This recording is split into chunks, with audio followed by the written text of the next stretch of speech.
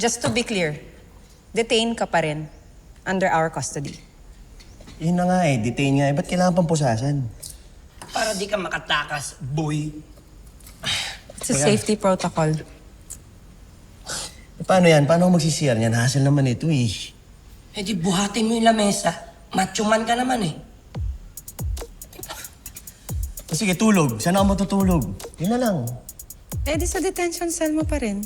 Detention cell, wala namang aircon dun eh. Wala kang foam dun, di ba? Bakit? Taga-BCG ka ba? Bawal nga ako dun eh. Tama na nga yan.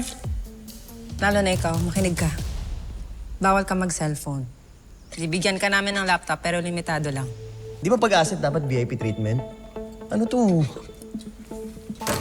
Maraming namamatay sa maling akala, boy. Kung ayaw mo makasuhan o makulong, taste ka.